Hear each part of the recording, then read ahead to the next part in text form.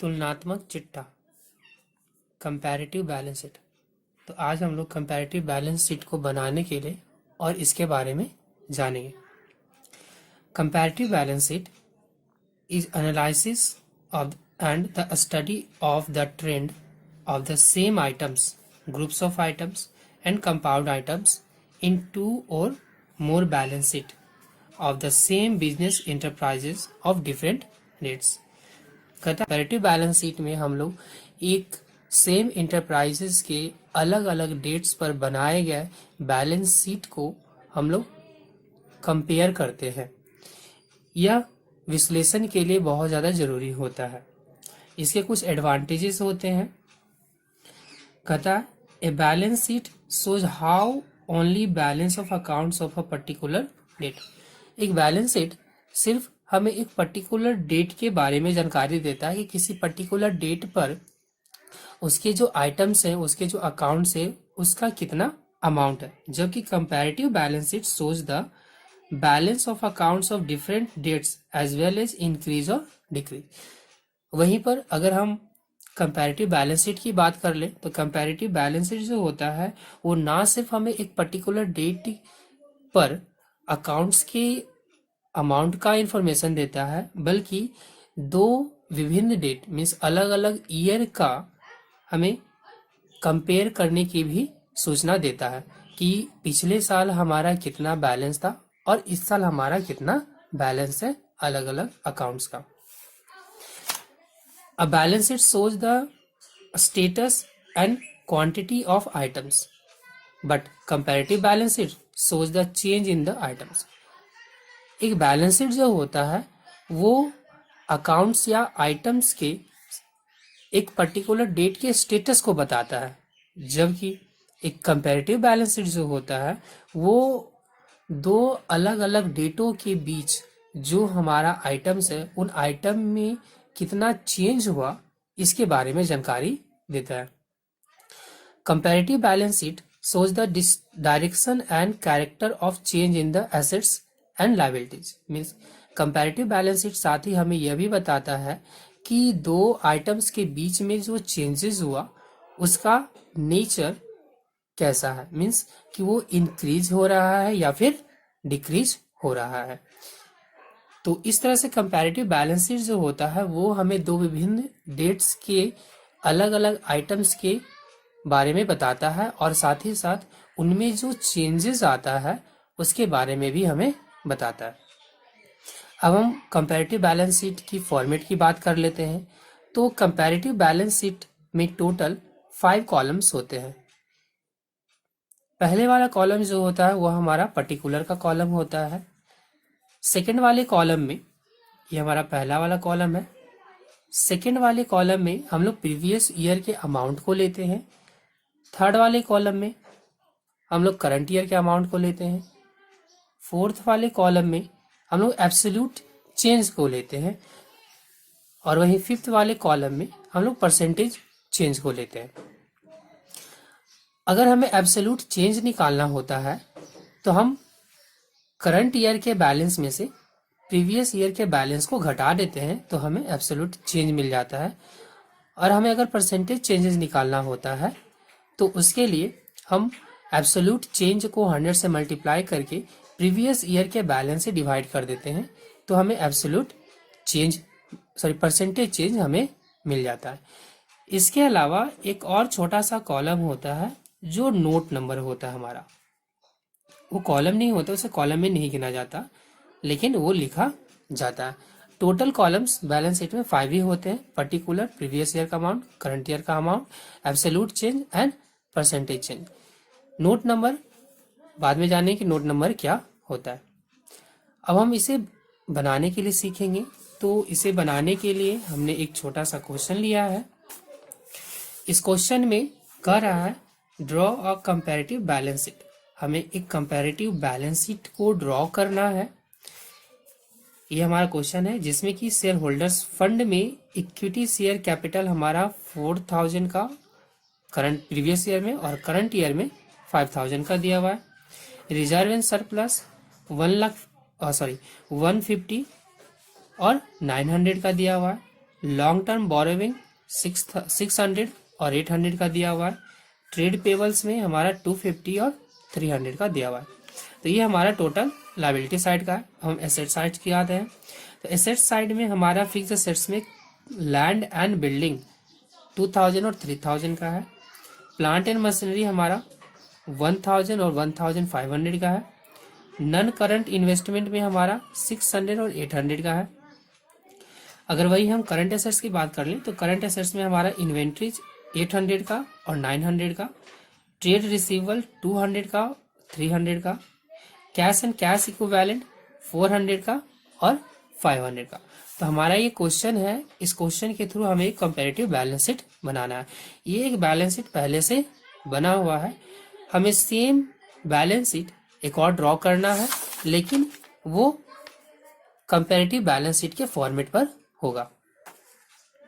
तो हम एक कंपैरेटिव बैलेंस शीट का फॉर्मेट लिख लेते हैं।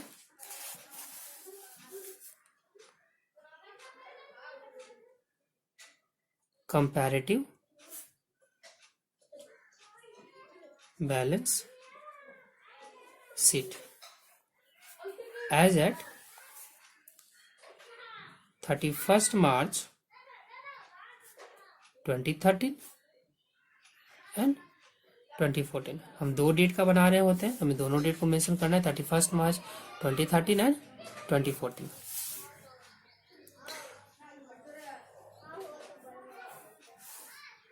ये हमारा हो गया परसेंटेज चेंज का, ये हमारा कॉलम हो गया एब्सोल्यूट चेंज का, ये करंट ईयर का, ये प्रीवियस ईयर का। एक छोटा सा नोट नंबर, इसकी ज़रूरत नहीं होती, अगर ज़रूरत होती है तो हमें खींचना होता है। और ये हमारा पर्टिकुलर का, तो यहाँ पर हमारा पर्टिकुलर हो जाएगा। ये हमारा नोट नंबर, यहाँ पर हमें करंट ईयर का लेना है, सॉरी प्रीवियस ईयर का। तो ये हमारा 31st March 2013, इसमें हम करंट ईयर का लेंगे 31st March 2014। यहाँ पर हम एब्सोल्यूट चेंज को लेंगे, एब्सोल्यूट चेंज। ये एब्सोल्यूट चेंज या तो इंक्रीज होगा या डिक्रीज होगा। हमें परसेंटेज चेंज लेना है,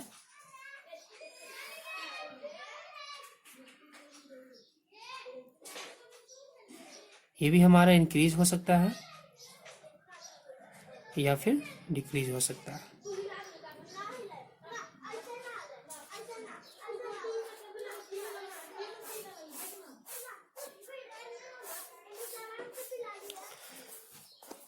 तो हमारा पहला आइटम है equity and liability. Equity and liability में शेयर होल्डर्स फंड, हम इसे मेंशन कर लेते हैं। जिस तरह से बैलेंस शीट आपका बनाकर दिया हुआ है सेम वैसे ही उतारना है, बस हमें यहाँ पर एब्सोल्यूट चेंज और परसेंटेज चेंज को कैलकुलेट कर करके लिखते जा रहे हो, हमारा कंपैरेटिव बैलेंस शीट बन जाएगा। देख लीजिए, equity and liabilities. Equity and liability में हमारा होता है पहला share holders fund,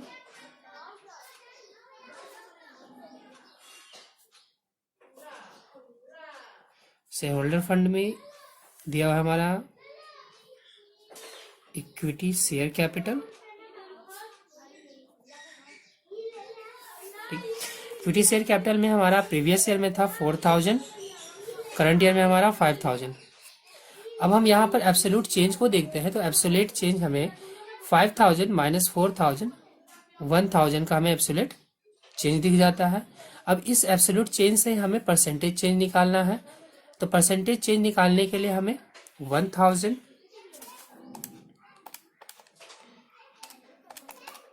into 100 divided by हमें प्रीवियस ईयर का लेना है 4000। ये आ गया हमारा 25%। ठीक है। बी नंबर में reserve and surplus, reserve and surplus. Reserve and surplus में हमारा 150 एंड 900। हम इसका चेंज देख लेते हैं। मेरा एब्सोल्यूट चेंज कितना हुआ है, 900 माइनस 150, 750। अब हमें परसेंटेज चेंज निकाल लेना है, तो परसेंटेज चेंज निकालने के लिए हम 750 को 100 से मल्टीप्लाई करेंगे एंड देन डिवाइडेड बाय 150। ये हमारा आ जाएगा 500।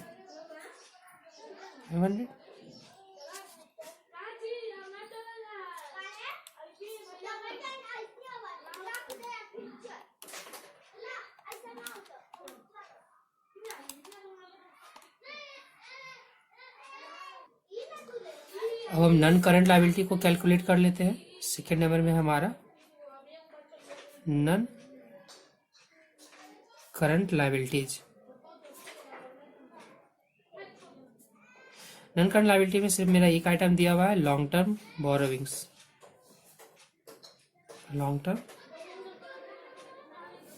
बोरोविंग्स, लॉन्ग टर्म बोरोविंग्स का अमाउंट है हमारा 600 और 800। हमारा एब्सोल्यूट चेंज हो जाएगा 200 का एंड परसेंटेज चेंज हो जाएगा हमारा 33.33% का। हम इसे निकाल सकते हैं। हमें एब्सोल्यूट चेंज को लेना है 200 इंटू 100 डिवाइडेड बाई 600, 33.33%। यहाँ फॉर्मूला हमें ध्यान देना होता है, एब्सोल्यूट चेंज सी, एब्सोल्यूट चेंज हमें लेना है इंटू 100 डिवाइडेड बाई जो हमारा प्रीवियस ईयर का अमाउंट होता है उससे हम डिवाइड करेंगे तो हमें परसेंटेज चेंज मिल जाता है। इस तरह से सारे पूरे आइटम्स को कर लेना है, हमारा पूरा कंपैरेटिव बैलेंस शीट बन जाएगा। थर्ड नंबर आइटम है हमारा है करंट लायबिलिटीज। करंट लायबिलिटी में सिर्फ ट्रेड पेबल दिया हुआ है 250 एंड 300। 50 रुपीज़ का हमारा डिफरेंस हो जाएगा और हमारा परसेंटेज हो जाएगा 50 इंटू 100 डिवाइडेड बाई 250, 20%। ठीक है, अब हम टोटल कर लेते हैं तो हमारा टोटल हो जाएगा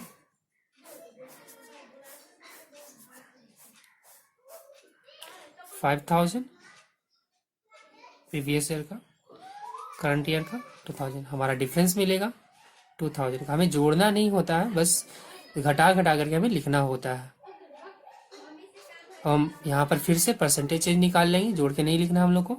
परसेंटेज चेंज निकाल लेंगे 2000 into 100 divided by 5000, 40%।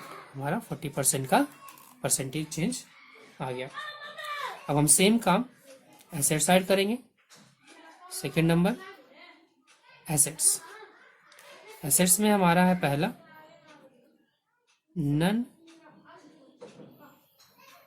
Current assets.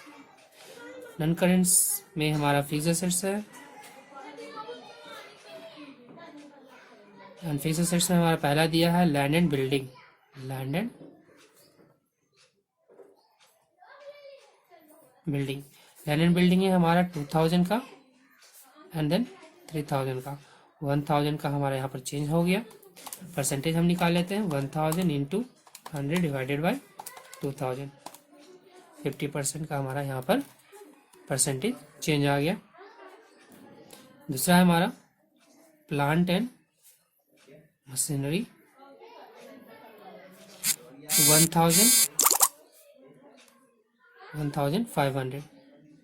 500 का हमारा डिफरेंस, तो 500 इंटू 100 डिवाइडेड बाई 1000,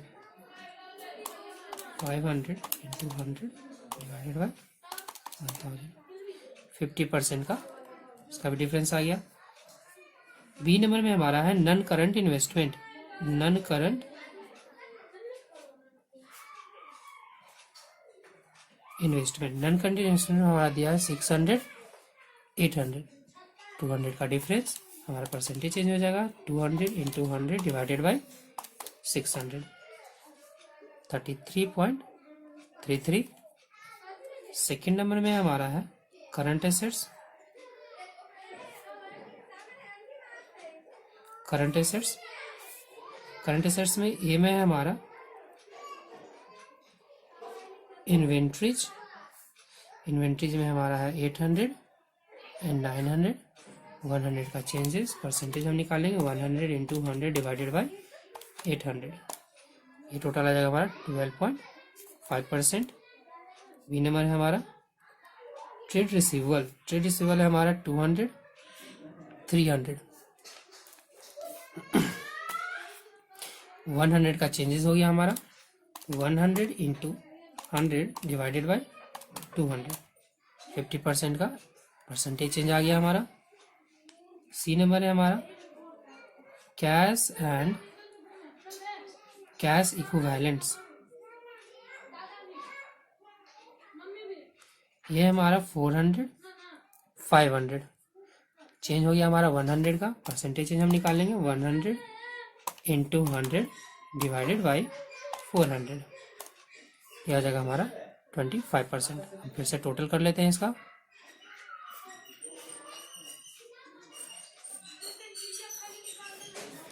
टोटल आ जाएगा हमारा यहाँ पर 500 का, सॉरी 5000, ये हमारा हो जाएगा टोटल 7000, 2000 का हमारा डिफरेंस, 40% का हमारा एब्सोल्यूट चेंज।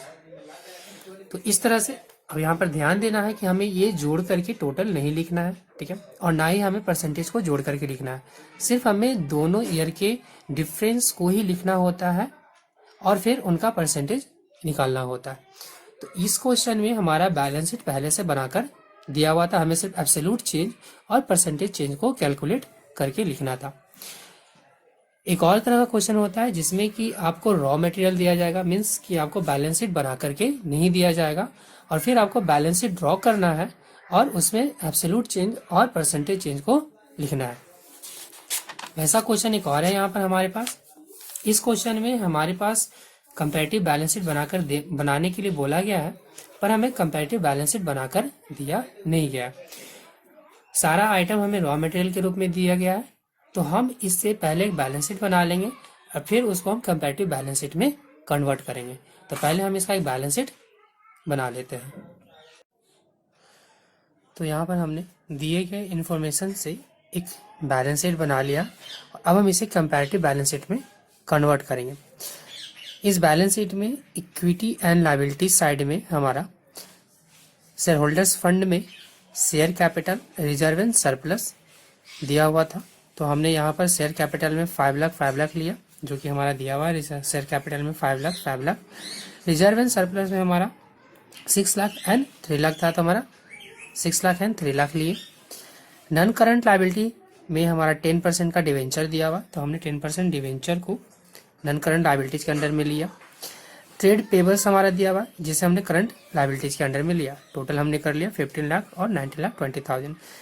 सेम हमने एसेट्स के साथ भी किया। एसेट साइड हमारा नॉन करंट एसेट्स में हमारा फिक्स एसेट्स आता है। फिक्स एसेट्स में हमारा टेंजिबल और इनटेंजिबल एसेट्स आता है। टेंजिबल एसेट्स में हमने लैंड एंड बिल्डिंग को 10 लाख और 8 लाख लिया। फर्नीचर में हमने 1 लाख और 2 लाख को लिया। इनटेंजिबल हमने गुडविल को ले लिया। लॉन्ग टर्म इन्वेस्टमेंट, यहाँ पर हमारे पास इन्वेस्टमेंट था जिसे हमने लॉन्ग टर्म इन्वेस्टमेंट हेड में लिया। करंट एसेट्स में हमने बिल्स रिसीवेबल और डेटर को लिया। अब इससे हम अभी कंपैरेटिव बैलेंस शीट को बना लेते हैं। तो यहाँ पर हम देख रहे हैं कि हमारा शेयर कैपिटल जो है वो 5 लाख का, इट मीन्स कि इसमें कोई एब्सोल्यूट चेंज नहीं हुआ, ना ही कोई परसेंटेज चेंज हो रहा है। रिजर्व एंड सरप्लस में हम देख रहे हैं कि 6 लाख था, ये हमारा 3 लाख है, मीन्स कि पिछले साल हमारा 3 लाख था, फिर हमारा ये नेक्स्ट ईयर में 6 लाख का हो गया। तो यहाँ पर हमारे पास 3 लाख का ग्रो हुआ, तो हमारा यहाँ पर परसेंटेज चेंज हो गया 100%। डेटर में हमारा 2,50,000 का था पिछले साल, पर इस साल हमारा 2 लाख का, मीन्स यहाँ पर हमें डिक्रीज दिख रहा है 50,000 का। हम इसका परसेंटेज निकाल लेंगे। 50,000 इंटू 100 डिवाइडेड बाई 2,50,000, 20% का हमारा डिक्रीज हो गया। डिक्रीज को हम लोग ब्रैकेट के अंडर में दिखाएंगे। ट्रेड पेबल में हमारा 6,20,000, 4,50,000, यहाँ पर भी हमारा ग्रो हो रहा है, तो 6,20,000 में से हम 4,50,000 घटाएंगे, 1,70,000 का हमारे पास इंक्रीजमेंट हुआ। इसका हम परसेंटेज निकाल लेते हैं, डिवाइडेड बाई 4,50,000, 37.5%। 0.78%। टोटल में हम देख रहे थे कि टोटल हमारा कितना ग्रो कर रहा है, तो ये हमारा 4,20,000 का ग्रो कर रहा है। परसेंटेज कितना हो जाएगा हमारा 4,20,000 इंटू 100 डिवाइडेड बाई 15 लाख, 28%। तो हमारा टोटल इक्विटी एंड लायबिलिटी 28% से ग्रो करिए। मीन्स पिछले साल हमारा 15 लाख का जो था वो 19,20,000 हो गया, जिसमें कि हमारा 4,20,000 से ग्रो किया, और जब हमने इसे परसेंटेज के रूप में लिया तो ये हमारा 28% आ गया। हम एसेट साइड आ सकते हैं, तो एसेट साइड में हमारा लैंड एंड बिल्डिंग में 10 लाख और 8 लाख का, तो यहाँ पर भी हमें 2 लाख का ग्रो दिख रहा है। ये 2 लाख मेरा हो जाएगा 25%। मीन्स कि लैंड एंड बिल्डिंग में हमारे एक साल में 25% का ग्रो हुआ। फर्नीचर में हमारा डिक्रीज दिख रहा है, 2 लाख से 1 लाख हो गया। मीन्स 1 लाख का यहाँ पर हमें डिक्रीजमेंट देख रहा है, जो कि मेरा 50% होगा।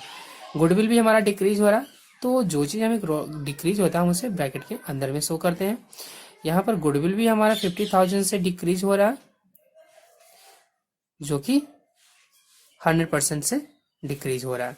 इसे भी हम ब्रैकेट के अंदर में डालेंगे। यहाँ पर लॉन्ग टर्म इन्वेस्टमेंट में हमें 10,000 का इंक्रीजमेंट दिख रहा है, तो 10,000 का इंक्रीजमेंट हमारा हो जाएगा 10,000 इंटू 100 डिवाइडेड बाई 50,000, 20% का।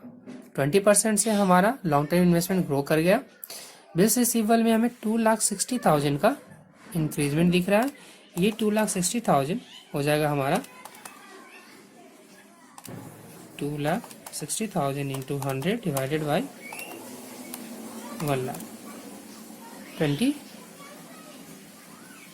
to 60%। 1 लाख का हमारा डेटर में इंक्रीजमेंट हुआ है। इस 1 लाख को हम कैलकुलेट कर लेते हैं। 1 lakh into 100 divided by 3 lakh, 33.33%। Total increment हम देख लेते हैं। 15 लाख का ये टोटल, 19 लाख का यहाँ पे टोटल, तो हमें इंक्रीजमेंट दिख रहा है 4,20,000 का। ये हमारा हो जाएगा 28%।